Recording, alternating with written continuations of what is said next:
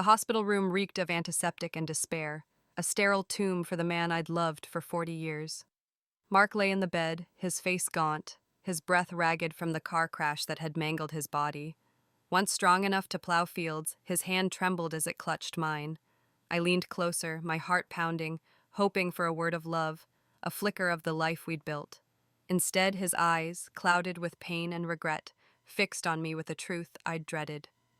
"Emily," he whispered, each word a knife, "bury me with Rachel. In the next life, I want to be her husband." The air vanished from my lungs. Rachel, his widowed sister-in-law, delicate as a willow, with her soft voice and poet's heart. The woman who'd haunted our marriage like a shadow. My throat burned as I choked out, "Do you love her that much, Mark?" Tears welled, blurring his face, but I saw his nod, weak yet certain. "Yes," he rasped, voice fading like a dying ember. "My love for her is eternal, unshakable, like a rock in the river. If there's another life, I want it with her, only her." 40 years. I'd cooked his meals, mended his clothes, and turned a crumbling co-op into a supermarket to give him motorcycles, phones, cars, everything he desired. I'd borne his silences, his absences, believing they were the weight of a teacher's life in rural China, where duty bound us tighter than love. And yet here he lay, on the edge of death, choosing her. Rachel, who'd married his brother, who'd wept at his side, who'd always been the flame he chased. What was I?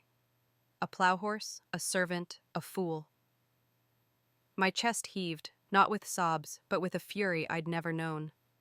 The room seemed to pulse, the walls closing in as decades of devotion crumbled to ash. I wanted to scream, to shake him until he saw me, caught me, but his eyes were already drifting, lost in a dream of her. The betrayal cut deeper than any blade, carving out the woman I'd been, loyal, patient, blind. Then a strange warmth bloomed within me, soft as a spring breeze, yet powerful, like a voice from beyond. It wasn't human, but divine, a whisper that wrapped around my heart, promising justice, a second chance to right the wrongs of a life misspent. "You will live again," it murmured, "to reclaim your fire, to rewrite your fate." My tears stopped, and my hands steadied. I looked at Mark, his face serene in his betrayal, and a cold laugh escaped my lips, sharp as broken glass. "Fine, Mark," I said, my voice steady, venomous. "Die in peace. I'll ensure you and Rachel get your wish, in this life and the next." His eyes widened, a flicker of doubt, but it was too late. His grip slackened, his breath ceased, and the monitors wailed their flatline song. I stood, unmoving, as nurses rushed in. The divine whisper lingered, a vow etched into my soul. The world blurred, and I felt myself falling, not into grief, but into light. When I opened my eyes, I stood in our dusty yard, the sun harsh above our village in 1980. Chickens clucked in their pen, the air thick with the scent of earth and straw. I was young again, my hands unlined, my back unbowed by years of labor. Mark's voice cut through the haze, impatient and familiar. "Emily, are you deaf? Clean the main bedroom for Rachel and Joey." Rachel stood beside him, her delicate frame wrapped in a faded shawl, her son Joey clinging to her skirt. My heart lurched, not with fear, but with purpose. This was the day it began. I'd let them into our home in my first life, only to lose everything. But not this time. The divine whisper had brought me back, not to suffer, but to fight. In 1980s China, where women were bound by duty and gossip could ruin a family, I'd been a pawn in Mark's obsession with Rachel. No more. I smoothed my apron, a smile curling my lips. Not the meek one of my past, but one sharp with intent. "Come in, family," I said, voice honeyed but laced with steel. "This is your home now." Mark frowned, thrown by my warmth. Rachel's eyes narrowed, sensing a trap. Joey, oblivious, ran toward the house. Inside me, the whisper stirred, guiding my resolve. I wasn't the Emily who'd begged for Mark's love. I was reborn, and I'd make him regret every word he'd whispered on that hospital bed. This was my second chance, not for love, but for justice. The summer of 1980 baked our village in a haze of dust and sweat, the kind that clung to your skin like a second shadow. I stood in our yard, wiping flour from my hands when Mark's voice boomed from the gate. "Emily, get the main bedroom ready. Rachel and Joey are moving in."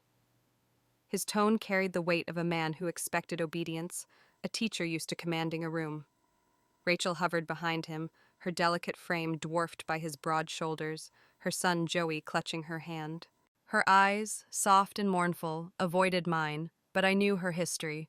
Mark's first love, forced to marry his older brother after an accident left him crippled, a sacrifice to ease the family's pain. My stomach twisted. In our village, where gossip spread faster than wildfire, letting Rachel, Mark's former flame, into our home was like inviting a spark into a barn of dry straw. I'd spent 10 years as Mark's wife, cooking, cleaning, and bearing the scorn of neighbors who called me rough and uneducated. As a grade school dropout, I'd learned to swallow my pride and smile through the whispers that I didn't deserve a man like Mark with his books and poetry. But this was too much. Mark, I said, planting my feet, it's not right. Raising a kid alone is hard, sure. We can help with spring planting, fall harvests, and even food stamps. But them living here? Rachel will remarry someday. The village will talk, say we're improper, say you're too close. It'll be impossible to explain. Rachel's face crumpled, her sobs loud and theatrical. If the Miller family can't take us, Joey and I might as well die. She grabbed Joey's hand, spinning toward the gate. Joey, barely 6, stumbled after her, his worn shoes kicking up dust. Mark's jaw tightened, his eyes flashing angrily, but a low rumble shook the ground before he could speak. An ox, spooked by the commune's production team, barreled down the path, its horns glinting in the sun. Rachel screamed, shoving Joey behind her, but the beast was too fast. Its horns caught Joey, tossing him like a rag doll. His small body hit the earth with a sickening thud, blood pooling beneath him. Rachel collapsed, wailing, as the ox snorted and charged on, goring her leg before men from the commune wrestled it down. The village buzzed with shock, neighbors crowding our gate, their whispers sharp as knives. Emily refused them a home, they muttered. Now look, Joey's dead, Rachel's ruined. I stood frozen, the weight of their judgment crushing me. Mark's face was stone, but his silence screamed blame. I wanted to shout that I'd only meant to protect our name, our marriage, but the words died in my throat. Joey's lifeless eyes haunted me, his tiny frame so like the brother I'd lost to fever years ago. Had I caused this? Had my stubbornness killed a child? Rachel survived, her leg mangled but intact. As a clerk at the supply co-op, I knew the commune leaders, men who valued my knack for bartering grain and tools. Swallowing my pride, I begged them for compensation, my voice cracking as I pleaded for Rachel's sake. They agreed, granting her a hefty sum, more than most families saw in a decade. After burying Joey in a small, unmarked grave, Rachel took the money and vanished, leaving whispers of her greed. The village turned its gaze to me, their pity worse than scorn. Poor Emily, they said, stuck with a husband who loved another. Mark and I never spoke of it. The silence grew, a chasm between us, filled with Joey's ghost and Rachel's absence. At night, I lay awake, replaying my refusal, wondering if a kinder word could have saved Joey. Guilt gnawed at me, a relentless beast. I'd wanted to protect my marriage, but I'd lost something deeper, my sense of goodness, my belief that I was more than a village woman tethered to duty. In 1980s China, where economic reforms promised change but tradition bound women to sacrifice, I clung to Mark, desperate to prove my worth. I cooked his favorite dumplings, mended his coats, and worked extra shifts at the co-op to buy him books he barely read. If I loved him enough, I thought, I could erase the stain of that day. Mark grew distant, his eyes lost in thoughts I couldn't reach. He spent evenings at the school, grading papers, he said, but I wondered if he dreamed of Rachel, her fragile beauty contrasting to my calloused hands. The village watched, waiting for our marriage to crack, but I refused to let it. Joey's death had broken me, but it also bound me to Mark, a chain forged in guilt. I told myself I could fix him and us if I worked harder and loved deeper. I didn't know then that his heart was already gone, stolen by a woman who'd left us both in ruins. Years later, when Mark eloped with Rachel, I'd learned the truth. He'd never stopped loving her. But in 1980, as I swept the yard where Joey died, I believed my sacrifice could mend what was broken. I was wrong, and that mistake would cost me everything, until the divine whisper gave me a chance to rewrite it all. The banquet hall glowed with paper lanterns, their warm light dancing on the faces of our village's most respected families. I'd spent weeks planning Mark's 60th birthday, reserving the best hotel in town, ordering his favorite braised pork and rice wine. My hands, rough from years of toil, smoothed the silk tablecloths. Each fold's a testament to my devotion. For 40 years, I'd built a life for us, turning the local supply co-op into a supermarket empire that stretched across the province. I'd bought Mark motorcycles when they were novelties, cell phones when they were bricks, and a sleek car when our neighbors still rode bicycles. All to see him smile, to prove I was enough. In 1980, Joey's death broke me. The guilt of refusing Rachel and her son a home festered, convincing me I'd caused the tragedy. I'd poured that shame into loving Mark, believing if I gave him everything, my labor, my heart, I could erase the past. I dreamed we'd grow old together, our graves side by side, a quiet testament to a well-lived life. But as guests filled the hall, their chatter buzzing like summer cicadas, Mark was nowhere. My smile tightened, my eyes scanning the door. I told the village head he was delayed at school, forcing a laugh. You know Mark, always grading papers late. My phone buzzed in my pocket, a cold weight. A text from Mark. Emily, you're dull, materialistic. These years with you have been exhausting. I'm with Rachel abroad. We'll divorce when I return. The words seared my vision, each a betrayal sharper than the last. Rachel, his first love, his brother's widow, gone since Joey's death 2 decades ago. I'd heard whispers she'd returned, but Mark swore it was nothing. Now, at 60, he'd run off with her, leaving me to face the guests alone. Their eyes lingered, sensing my strain. Are you well, Emily? The baker's wife asked. I nodded, lips trembling. Just tired, I lied, excusing myself to the restroom. In the mirror, my face was a stranger's, lined, weary, the cost of years spent building a life for a man who'd never truly seen me. I'd given Mark everything, yet he called me dull as if my calloused hands and sleepless nights were nothing. In early 2000s, China, divorce was no longer taboo, but for a woman of my generation, raised on duty and endurance, it felt like a failure. I'd endured village gossip, the sting of being unrefined next to Mark's bookish charm, because I believed in us. I was a fool, abandoned on a night meant to celebrate him. I returned to the hall, weaving through laughter and clinking glasses, explaining Mark's urgent business. Each word tasted ash, but I'd not let his betrayal strip my dignity. I thought of Joey, his small body broken by the ox, and how I'd carried that guilt, believing I owed Mark my loyalty. Had it all been for nothing?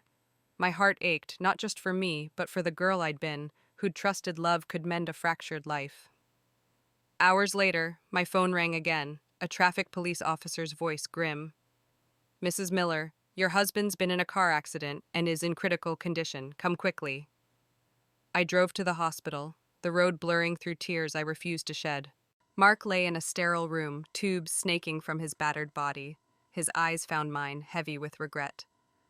Emily, he croaked, gripping my hand, bury me with Rachel. In the next life, I want to be her husband. I froze, his words a final wound. Do you love her that much? I asked, voice breaking. He nodded, faint but resolute. My love for her is eternal, like a rock. Rachel, always Rachel. My sacrifices, my empire, my heart, none of it mattered. Fury surged, but so did clarity. I'd given my life to a man who'd never chosen me. Fine, Mark, I said, cold as winter. Die in peace. I'll ensure your wish. As his breath stilled, a warmth enveloped me, not of grief, but of something vast, divine. A soft, yet commanding whisper filled my mind. You are not done, Emily. Live again, reclaim your fire, rewrite your fate.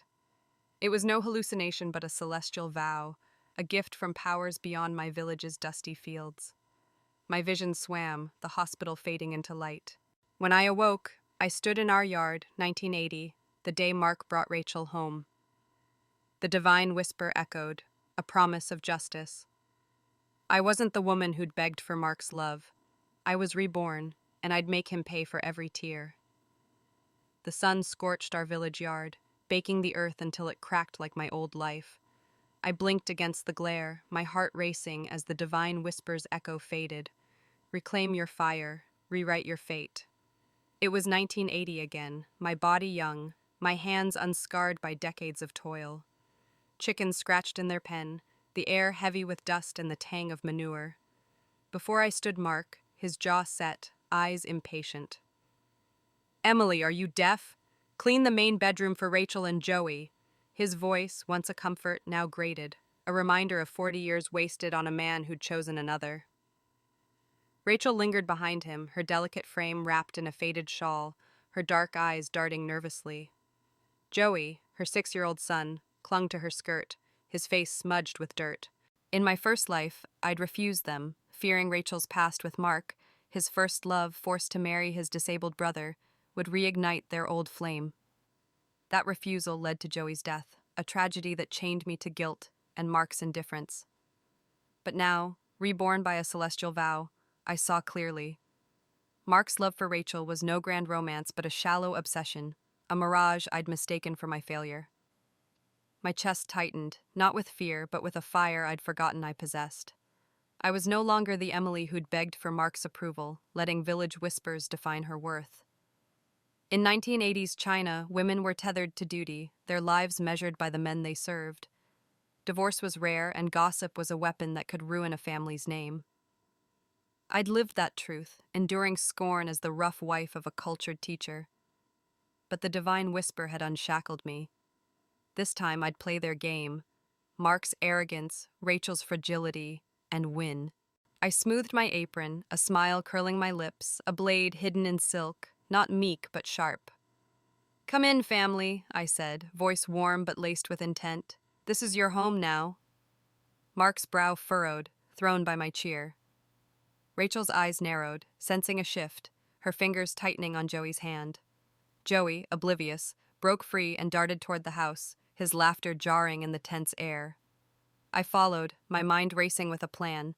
I'd let them in, not out of kindness, but to expose their affair, to turn the village's judgment on them. I'd free myself, not with tears, but with cunning. Inside, the house smelled of wood smoke and millet porridge. I gestured to the main bedroom, its woven mat bed at the heart of our home. "Rachel, Joey, you'll be comfortable here," I said, watching Mark's reaction. He shifted, uneasy, expecting my resistance. In my first life, I'd argued, citing gossip and propriety, but that had only pushed Mark closer to Rachel, her sobs a leash on his heart. I'd give them what they wanted, too much of it, let them drown in their desires. Rachel hesitated, her voice soft. "Emily, we don't want to impose." Her humility was an act, one I'd fallen for before. I knew her history, a landlord's daughter, stripped of status in the Cultural Revolution. She'd pursued Mark for his poor peasant roots, a shield against persecution. Her fragility was her weapon, her poetry a mask for ambition. I smiled wider, teeth gleaming. "Nonsense, Rachel. We're family. Stay as long as you need." Joey bounced onto the bed, rolling with a giggle, his innocence piercing me. His death in my first life, crushed by an ox, had haunted me, his small body a mirror of my lost brother. I'd blamed myself, believing my refusal killed him. Now, reborn, I vowed to protect him, not for Mark or Rachel, but to prove I was more than their pawn. If I could save Joey, I'd reclaim the goodness I'd lost, the part of me that believed in more than survival. Mark cleared his throat, his teacher's authority faltering. "Emily, you're sure?" His doubt was my first victory. He'd expected a fight, a chance to play the martyr. I nodded, eyes locked on his. "Of course, dear. It's the right thing." The word dear tasted bitter, but I savored the flicker of confusion in his gaze. Rachel's lips pursed her jealousy, a spark I'd fan into a blaze. As they settled in, I stepped outside, the yard quiet but for the cluck of hens. The village loomed beyond, its mud-brick homes and watchful eyes a cage I'd once feared. No more. The divine whisper had shown me Mark's heart, empty of me, full of Rachel's illusion. I'd been a fool, but now I was a strategist.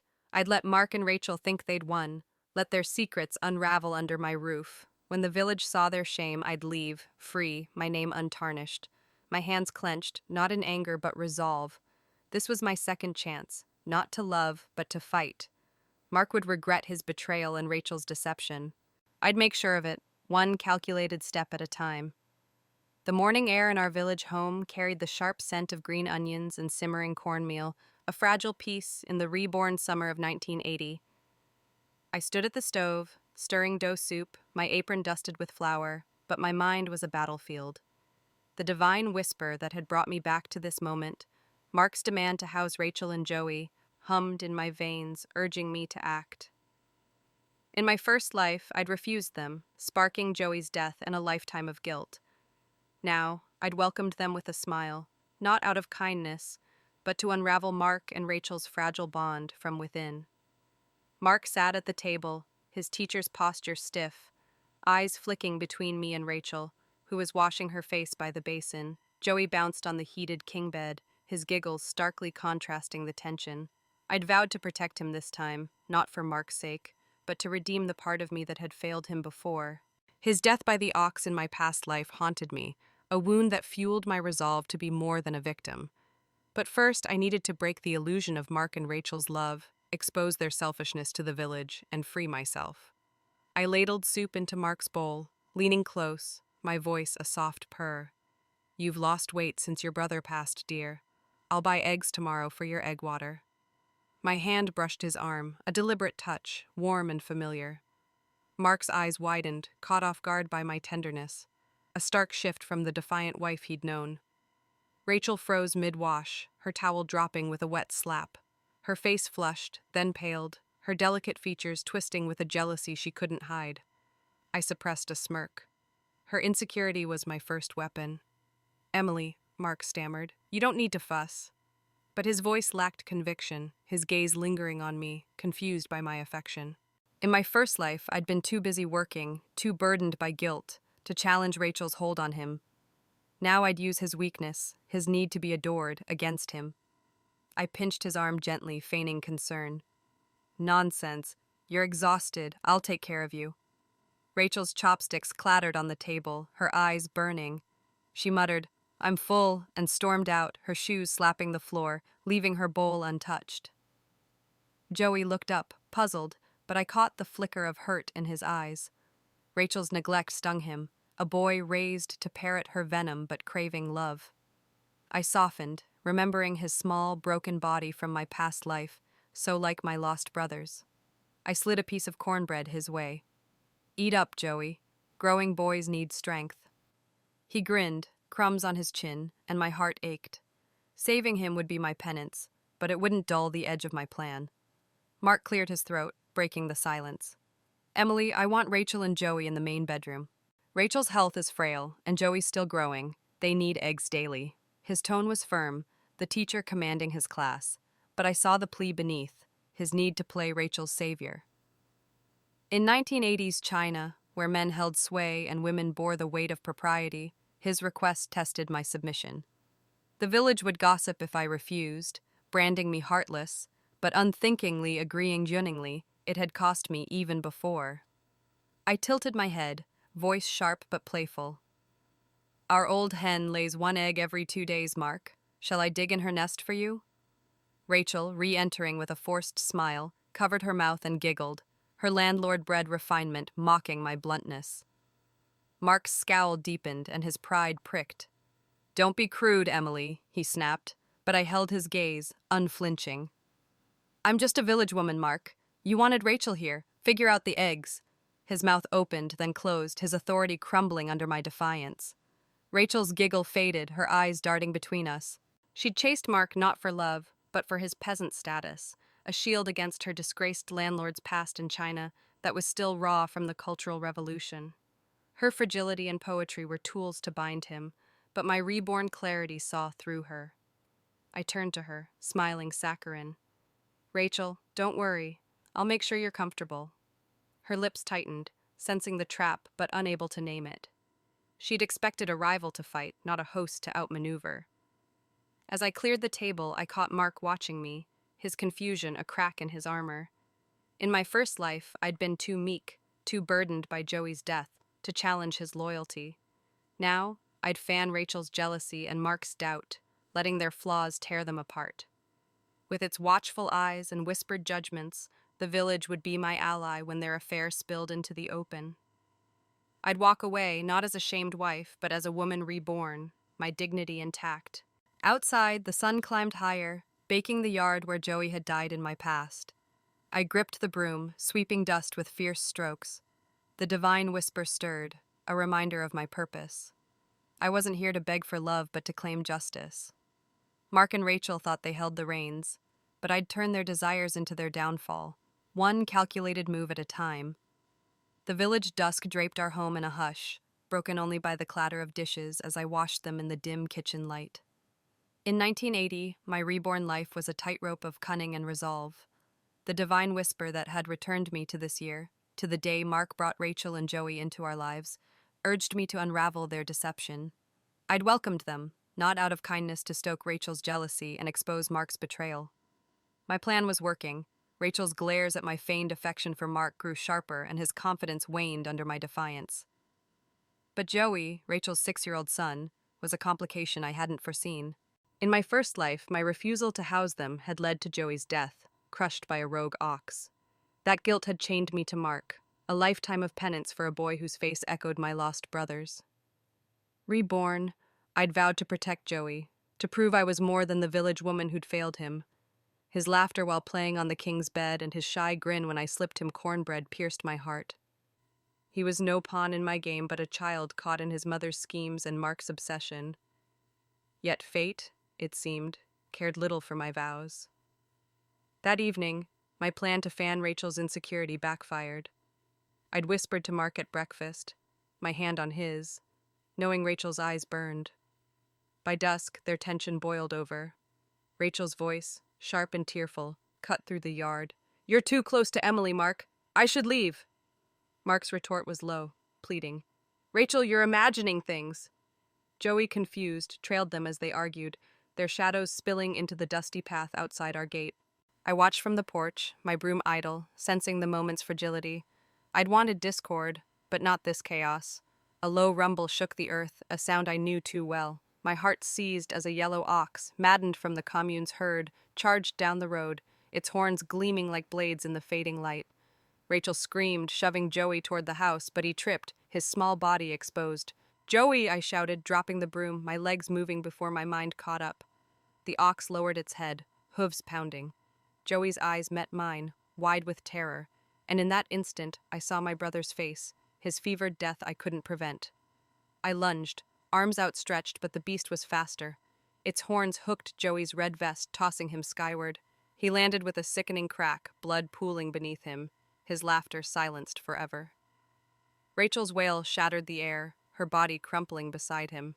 Mark stood frozen, his face ashen. Villagers poured from their homes, gasps and murmur a chorus of judgment. "Another tragedy at the Miller house," they whispered. Emily let them in, and still. I knelt by Joey, my hands hovering over his broken form, my vision blurring. Had my schemes done this? Had I, in sowing discord, invited fate's cruelty again? The divine whisper, so clear before, was silent, leaving me to grapple with grief I'd sworn to escape. In 1980s China, where superstition clung to every tragedy, the village saw omens in Joey's death. "The Millers are cursed," an older woman muttered, her eyes on me. "Women bore the blame in our world, their choices dissected while men's sins were excused." I wanted to scream that Mark's obsession with Rachel and her manipulative tears had fueled this chaos, but Joey's blood stained my hands too. I'd played a dangerous game, thinking I could control fate. Now a boy I'd vowed to save lay dead, his loss a mirror of my past failures. Rachel clutched Joey's body, her sobs raw, but I saw the calculation in her red-rimmed eyes. She'd used this grief as she'd used her fragility to bind Mark. Mark, trembling, reached for her, but she shoved him away. "You brought us here," she cried. The villagers watched, their whispers shifting. Mark, not I, was the fool now. I stood, wiping my hands on my apron, my grief hardening into resolve. Joey's death was a wound, but it wouldn't break me. I'd failed him, but I wouldn't forget myself. The commune leaders arrived, their faces grim. As in my first life, I'd beg for compensation, not for Rachel, but to honor Joey, to quiet the village's tongues. My plan to expose Mark and Rachel's affair remained sharper now, fueled by this loss. The divine whisper stirred faintly, a reminder of my purpose. Justice. Not just for me, but for the boy I couldn't save. I looked at Mark, his eyes hollow, and Rachel, her tears a performance. They'd pay for their selfishness, and I'd ensure the village saw it, one calculated step at a time. The moon hung low over our village, casting a pale glow on the mud brick homes, silent but for the occasional dog's bark. It was 1980, weeks after Joey's death, and my reborn heart thrummed with purpose. The divine whisper that had returned me to this year, to undo Mark's betrayal, guided my every move. Joey's loss, crushed by an ox in a chaos I'd unwittingly fueled, had shaken me. His small, broken body, so like my lost brother's, deepened my guilt, but it also steeled my resolve. I'd failed to save him, but wouldn't fail to free myself from Mark and Rachel's deceit. My plan to expose their affair had taken root. I'd welcomed them into our home, feigned affection for Mark to spark Rachel's jealousy, and watched their bond fray. Rachel's glares grew venomous, and Mark's confidence faltered under my sharp defiance. In 1980s China, where a woman's honor hinged on her husband's fidelity, an affair could ruin a family's name, I'd turn that judgment on them, not me. I'd catch them in their sin tonight, let the village see their shame, and secure my path to freedom. I crouched beneath the rear window, the night air cool against my skin. Inside, the main bedroom glowed faintly, the curtain on the king bed swaying.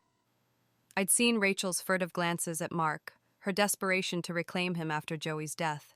She'd act tonight, I was sure, her jealousy a fire I'd stoked.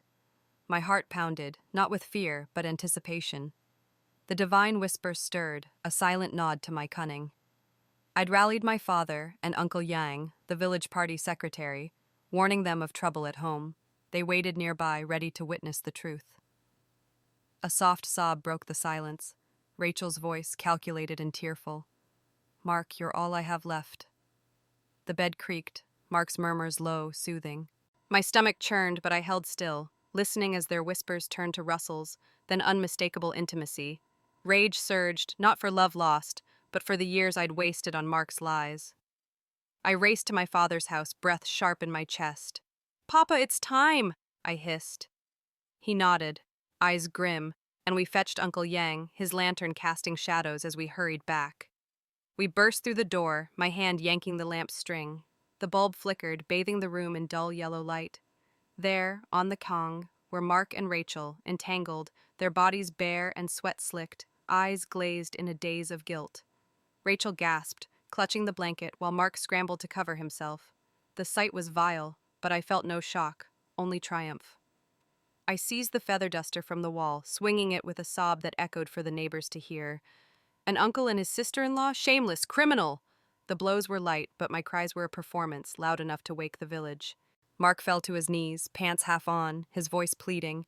"Emily, I was half asleep. I thought she was you." The lie was pathetic, dragging me into his disgrace. I struck harder, the duster snapping against his shoulders, my rage a torrent for every night I'd believed his excuses. Rachel cowered, her tears no longer delicate but panicked. "Mark, tell her," she whimpered, but he ignored her, begging me. "Don't ruin us, Emily. I'll lose my job." His desperation was my victory, his teacher's pride shattered. Uncle Yang grabbed Mark's ear, his voice thunderous. "I raised you better than this, boy? Sleeping with your sister-in-law? You've shamed us all." My father stood silent, his disappointment heavy, but I saw the shift in his eyes. Mark, not I, was the disgrace. Neighbors gathered at the window, their gasps and murmuring a chorus I'd orchestrated. "The Miller house cursed again," they whispered, but their scorn fell on Mark and Rachel, not me. In a village where women bore the weight of scandal, I'd turned the tide, my name untarnished. I dropped the duster, my sobs easing, though no tears fell. "They've defiled our home," I shouted. "I want a divorce." The word rang out bold in China, where divorce was a stain, especially for women. But I'd lived a lifetime of regret, chained to Mark by Joey's death, believing I owed him my loyalty, no more. The divine whisper had shown me my worth, and Joey's loss had taught me life's fragility. I'd protect my future, not their lies. Uncle Yang pulled me back, his voice firm. "Enough, Emily. What now?" I met his gaze, steady. "Let the village know the truth. I'm done with him." Mark sobbed, snot dripping, but Rachel's eyes narrowed, calculating even in defeat. She'd try to twist this, but I'd already won. The neighbors' whispers would spread, Mark's teaching job would falter, and Rachel's fragile mask would crack. My father touched my arm, a silent acknowledgement. He'd feared my defiance, but now he saw my strength. As we left, the night air felt lighter, the stars sharper. Joey's face flashed in my mind, his grin replaced by his lifeless eyes. I'd failed him again, but his death had fueled this moment, pushing me to act. The divine whisper hummed a promise of justice still to come. Mark and Rachel thought they could hide their sin, but I'd exposed them, and the village would never forget. My divorce was near, and my freedom was closer. I'd make them pay for every betrayal, one calculated step at a time. The morning sun pierced the village mist, casting long shadows across the commune office where I stood, clutching a letter from Uncle Yang, the party secretary. It was 1980, mere days after I'd exposed Mark and Rachel's affair, their shame now the village's loudest gossip. The divine whisper that had reborn me this year to undo Mark's betrayal hummed with approval.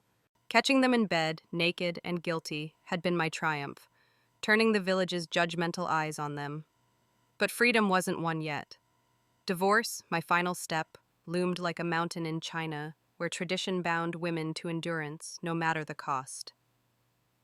Inside, the clerk's office smelled of ink and dust, its walls lined with faded posters of Mao's slogans, relics of a fading era. I handed over Uncle Yang's letter, its words condemning Mark's indecent conduct and endorsing my request. The clerk, a wiry man with spectacles, scanned it, his lips pursing. "Divorce is serious, Emily," he said, voice low. "The village will talk. Your parents, will they agree?" In 1980s China, divorce was a scarlet mark, especially for women. A wife was her husband's shadow, her honor tied to his name. To leave Mark, a respected teacher, was to defy the feudal mindset that women must hang themselves on one tree for life. I straightened, my voice steady. They'll understand when they know the truth. The clerk nodded, stamping the papers with a thud that echoed like a gavel. I'd spent my first life chained to Mark, guilt over Joey's death, crushed by an ox after I refused to house them, driving me to prove my worth. I'd built a supermarket empire, given Mark everything, only to learn he'd loved Rachel all along. Reborn, I saw my mistake, loyalty to a man who'd never chosen me. Joey's second death, a cruel echo of the first, had nearly broken me, but it also clarified my path. I'd save myself, no matter the cost. Leaving the office, divorce certificate in hand, I felt the village's eyes, neighbors at their gates, their whispers sharp. "Emily's leaving Mark," they murmured. "After all she's done for him?" In my first life, I'd feared their judgment, the label of abandoned wife. The divine whisper bolstered me. My worth wasn't tied to Mark's name. I walked to my parents' home, the mud brick house where I'd seek refuge, my steps lighter despite the weight of their expectations. My mother greeted me at the door, her face lined with worry. "Emily, what have you done?" she cried, snatching the certificate. Her eyes brimmed with tears, her voice rising. "A divorced woman has no future. You're a Lynn no more, but a Miller till you die." My father, silent by the stove, shook his head, his words heavy. "Your marriage was arranged, child. You shame us all." Their generation, steeped in feudal ties, saw divorce as betrayal, a daughter's duty to endure above all. I'd anticipated their pain, but it stung nonetheless. I knelt before them, my voice soft but firm. "Mama, Papa, Mark slept with his sister-in-law. He defiled our home, our name." I recounted the raid, the lamp's glow on Mark and Rachel's guilt, and Uncle Yang's condemnation. My mother's tears slowed, her disgust replacing fear. "Vile man," she spat, "to stoop so low!" My father's gaze softened, though his frown lingered. "You tricked even me, girl. Be careful. Mark won't forgive this." I smiled, teasing. "Let him try." I've truth on my side. Their reluctant nods were a victory, their love outweighing tradition. That night, I settled on my brother's heated king bed, the warmth easing my bones. Its simple wooden beams made the room feel like a sanctuary, free of Mark's shadow. I traced the edges of the divorce certificate. Its ink is a map of my new life. Joey's face haunted me, his grin, his lifeless eyes after the ox's charge. I'd vowed to protect and redeem my first life's failure, but fate had stolen him again. His loss was a scar, but it fueled my resolve. I'd failed him, but I'd not forget myself. The village might whisper, but I'd reshape their story, proving a woman could thrive alone. In the 1980s, China's economic reforms opened doors, but their husband's honor still judged women. Their husband's honor judged women. I'd faced that in my first life, enduring scorn as Mark's rough wife while he chased Rachel's delicate charm. Reborn, I saw the lie. My strength, not my submission, defined me. The divine whisper had given me this chance not to beg for love, but to claim justice. Mark and Rachel's disgrace was my foundation. Divorce was my bridge to freedom.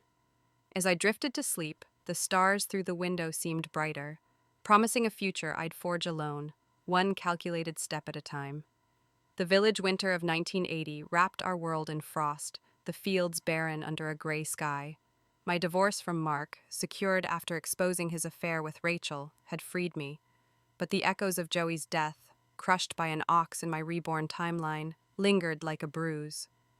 The divine whisper that had returned me to 1980 to undo Mark's betrayal now felt distant, its promise of justice tested by grief.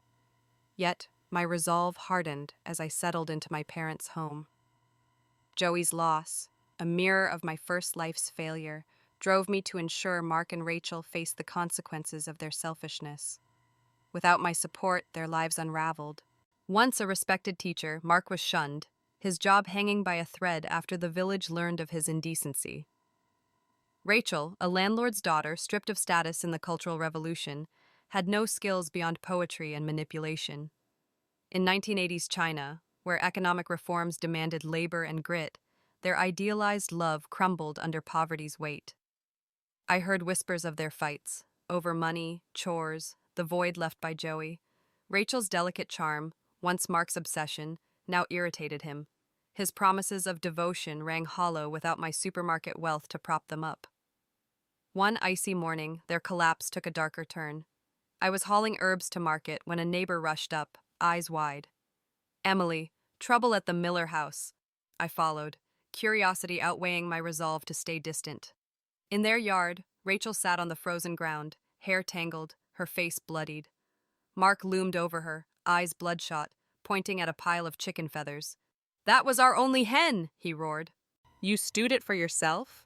The hen, my first life gift to Mark for his precious egg water, was their last source of sustenance. Cooking it without care, Rachel's defiance snapped his fraying patience. The argument escalated, neighbors gathering, their murmurs sharp. "They're cursed," an elder said. "First Joey, now this." Their downfall was a spectacle in a village where superstition clung to misfortune. Rachel screamed, "You're useless, Mark! I can't even buy sugar for my pain!" Her entitlement, bred from a fallen landlord past, clashed with Mark's pride. He raised a fist, then stopped, aware of the crowd. I watched, my heart cold. Joey's death had taught me life's fragility. Their self-destruction was their own making, not my burden. Months later, in the spring of 1981, their ruin peaked.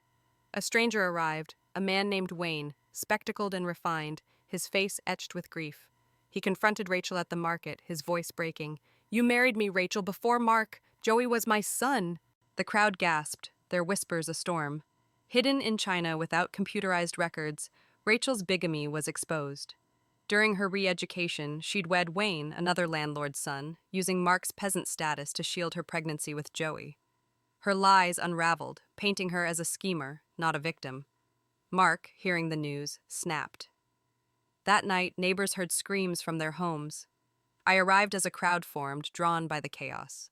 Mark, veins bulging, swung an iron shovel at Rachel, her arm severed in a spray of blood. She collapsed, shrieking, as villagers restrained him. The injury, too severe for the village clinic, led to amputation at the county hospital. Mark was arrested, his teaching career ended, and his name was synonymous with shame. Rachel, discharged with a stump where her arm had been, tried returning to Wayne, but he rejected her, his grief for Joey too raw. She fled to the city with nowhere to go, peddling trinkets in alleys, her dreams of poetic fame crushed by poverty's grind. I stood outside their empty house, the wind whistling through broken shutters. Rachel's fate was her crafting, a shadow of her former grace. Mark's imprisonment was justice but didn't erase Joey's loss. His death, a wound I'd carried from my first life, had pushed me to act, to expose their affair. I'd wanted to save him, to prove I was more than my failures, but fate had other plans. In 1980s China, where their husbands' honor judged women, I'd defied that script, turning Mark and Rachel's sin into my liberation. Their collapse was my foundation, proof that love built on lies couldn't stand. The divine whisper stirred, faint but unmistakable, urging me forward. Joey's ghost lingered, but it fueled my purpose. Not revenge, but a life reclaimed. As I walked away, the village's whispers followed, no longer scornful, but awed. Emily's stronger than them all, they said. I'd ensured Mark and Rachel's ruin, but my true victory was yet to come. A future built on my terms, one calculated step at a time. The spring of 1981 bloomed over our village, the fields alive with green shoots, mirroring the hope sprouting in my heart. My divorce from Mark won after exposing his affair with Rachel had unshackled me from a lifetime of betrayal. The divine whisper that had reborn me in 1980 to rewrite my fate now urged me to build for myself and others. Joey's death, crushed by an ox in this reborn timeline as in my first, haunted me, his small face a reminder of my failure to save him. Yet, that loss fueled my purpose, to rise above the pain, to prove a woman could thrive without a man's shadow in a China bound by tradition. I threw myself into work, leveraging my first life knowledge of markets and herbs. Each dawn, I hauled wild goods, ginseng, mushrooms, jujubes, to the city, my cart creaking under the load. In the 1980s, China's economic reforms opened doors to trade, but women were still tethered to domestic roles, and their husbands and sons measured their worth. I defied that script. Once calloused for Mark's comfort, my hands now bartered for profit. Within months, I'd earned enough to buy a horse-drawn wagon, then a small shop, the seed of a supermarket chain. My parents, once ashamed of my divorce, watched with quiet pride, their fears easing as coins filled our jars. My vision grew beyond personal gain. Joey's death, a wound that echoed my lost brothers, taught me life's fragility and the power of community. I hired village women, widows, daughters, wives trapped by poverty, training them as clerks and brokers. Their wages brought them rice, clothes, and respect at home. Emily's shop gives us a voice, one said, her eyes bright. I set up procurement stations across hamlets, appointing trusted locals to manage them, spreading wealth like seeds in fertile soil. By 1983, my network spanned the province, with 20 branches employing hundreds of women, their straightened spines a quiet revolution. Once quick to judge my divorce, the village buzzed with awe. They said Emily was stronger than any man, and their whispers were no longer scornful. In 1984, the city newspaper featured me, a grainy photo of my shop beside the headline, "Rural Woman Builds Empire." The Women's Federation honored me as a March 8th Red Banner model worker, a title that brought my mother to tears, not of shame, but joy. "You've made us proud," she said, her hand on mine. My father, gruff but smiling, added, "You're a Lynn again and better for it." Their acceptance healed a wound I hadn't named, proof I'd rewritten my story. Yet, success didn't erase Joey's ghost. Late at night, sorting herbs by lamplight, I saw his grin, his lifeless eyes after the ox's charge. I'd vowed to protect him, to redeem my first life's guilt, but fate had stolen him again. That failure drove me to empower others, to ensure no woman felt as powerless as I had. Each clerk I trained and each station I built was a tribute to Joey, a way to honor their brief life. His death sparked my defiance, pushing me to expose Mark and Rachel to claim my freedom. It fueled my legacy, a beacon for those bound by tradition. In 1985, I stood outside my largest supermarket, its sign bold against the morning sky. Customers bustled, women clerks laughing as they worked, their confidence mirroring my own. In 1980s China, where reforms promised progress but patriarchy lingered, I'd carved a path for myself and others. The divine whisper, once a guiding flame, now felt like a quiet companion, affirming my choices. Mark and Rachel's downfall, his imprisonment, her flight to a peddler's life, paled beside my triumph. They'd built their love on lies, I'd built an empire on truth. Once heavy with Joey's loss, my heart was seafull. I'd failed to save him, but saved myself and others through me. The village no longer saw a divorced woman, but a leader, a woman who'd turned betrayal into power. As I locked the shop's door, the wind carried the scent of spring, a promise of growth. The divine whisper had given me this chance to not dwell on grief, but create. My empire was only the beginning. a foundation for a future I'd shape, one calculated step at a time. The autumn of 1985 painted our village in hues of gold, the harvest moon glowing over my parents' modest yard. My supermarket empire, built from the ashes of my divorce from Mark, now spanned the province, a testament to my reborn strength. The divine whisper that had returned me to 1980, to undo Mark's betrayal, had guided me through Joey's tragic death and the exposure of Mark and Rachel's affair. Joey's loss, crushed by an ox as in my first life, had scarred me, but it fueled my rise, a tribute to a boy I couldn't save. Now, as I prepared for my birthday, a knock at the door shattered the evening's calm, dragging me back to a past I'd buried. Mark stood there, a shadow of the man I'd known, his once proud teacher's frame hunched, reeking cheap liquor. His eyes, red and sunken, held a desperate glint, clutching a tin of face cream and a bottle of hand lotion, gifts as pitiful as his state. "Emily," he slurred, swaying, "happy birthday. I'm sorry, for everything." The words hit like a stone, stirring memories of my first life. 40 years of devotion, ended by his elopement with Rachel, his deathbed plea to be hers in the next life. I'd rebuilt myself, but his presence threatened to reopen old wounds. In 1980s China, a divorced woman was curious, and her worth was questioned despite her success. My empire had silenced the village's scorn, but Mark's return tested my resolve. I crossed my arms, voice cold. "What do you want, Mark?" He stumbled forward, dropping to his knees, the gifts clattering on the ground. "I was reborn, Emily, like you. After you exposed us, Rachel's lies unraveled. Joey wasn't my brother's son, but another man's. I saw my mistakes, my blindness. You were my true love, not her." His revelation stunned me. The divine whisper which had granted me a second chance had touched him too, a cruel twist of fate. I'd have softened in my first life, desperate for his approval. But Joey's death, a wound that echoed my lost brother's, had taught me my worth. I'd given Mark everything: egg water from our hen, my health for his comfort. While my hands bled in winter, my face cracked without cream. He'd never cared, chasing Rachel's fragile charm. Now he saw my success and wanted it back.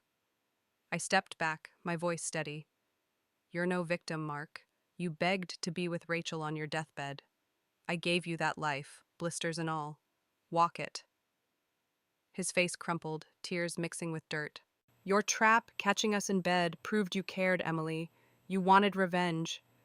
His words stung, a half-truth. I'd orchestrated their exposure, but not for love. In 1980s China, where women bore scandal's weight, I'd turned their sin into my freedom, ensuring the village blamed them, not me. Joey's loss had pushed me to act, his memory a spur to protect my dignity. I laughed, sharp and clear. "Revenge? I wanted peace, Mark, not you. You're not worth my anger." His eyes widened, the man who'd mocked my roughness now faced with my strength. "You gave me nothing but betrayal," I continued.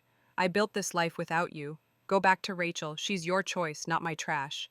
He flinched, stammering. "I divorced her. She's a peddler now, useless. Can we start over?" His plea was pathetic, driven by my wealth, not love. Rachel's downfall, scraping by in city alleys, was her own, but Mark's regret was his prison. Joey's face flashed, his grin, his lifeless eyes after the ox.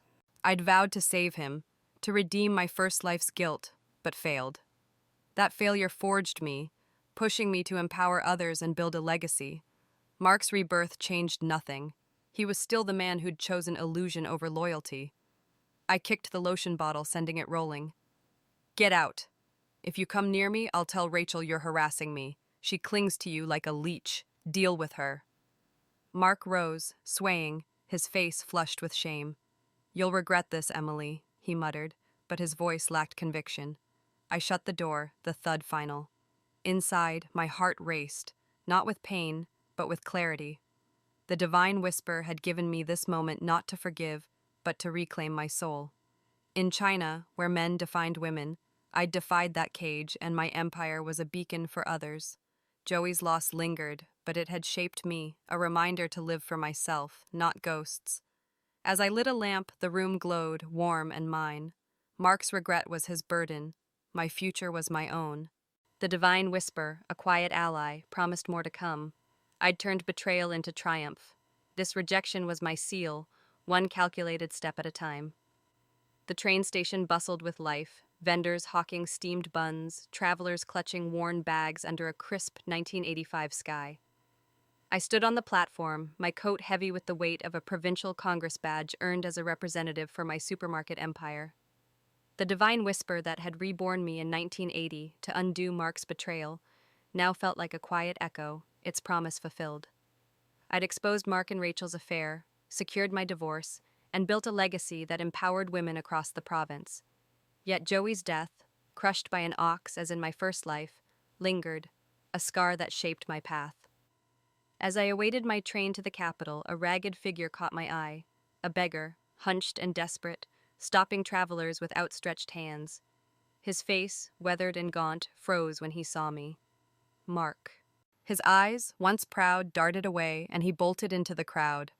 I smiled, not with malice, but with clarity. The man who'd called me dull, who'd chosen Rachel on his deathbed, was now a shadow, broken by his choices. Rachel, too, had faded, peddling trinkets in city alleys, her poetic dreams crushed by poverty after her bigamy and injury. Their downfall was their own, a stark contrast to my rise. I stepped toward the train, my heart light, ready for the next chapter. 5 years ago, I'd awoken in 1980, reborn to rewrite my fate. Mark's betrayal, eloping with Rachel, his sister-in-law, had shattered me in my first life, 40 years of sacrifice for a man who never saw me. Joey's death, a tragedy I'd blamed myself for, had chained me to guilt, fueling my devotion to Mark.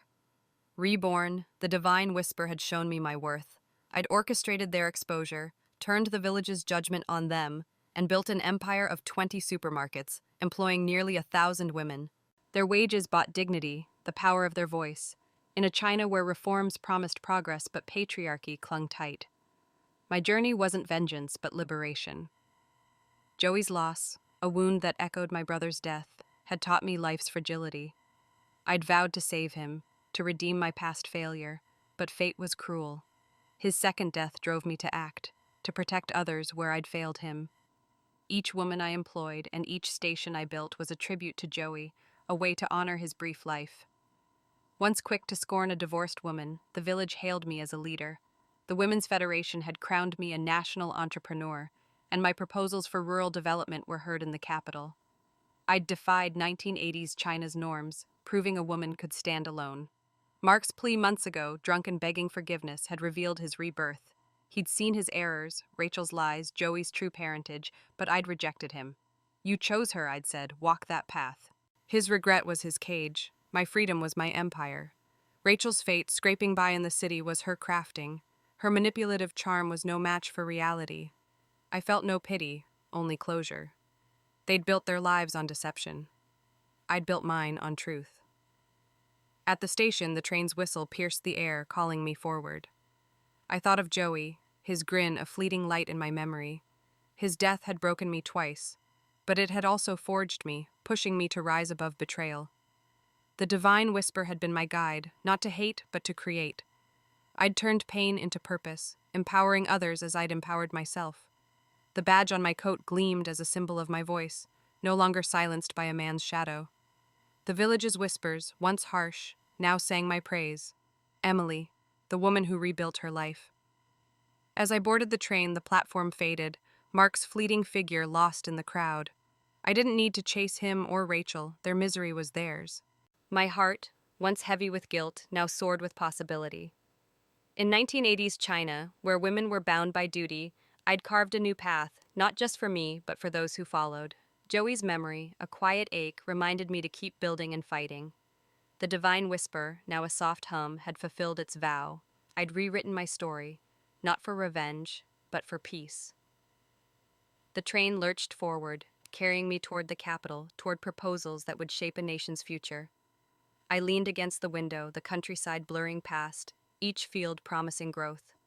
My empire was my legacy, my freedom, my triumph. Mark and Rachel were footnotes, their regrets irrelevant. I was Emily, reborn, and my journey was beginning, one calculated step at a time.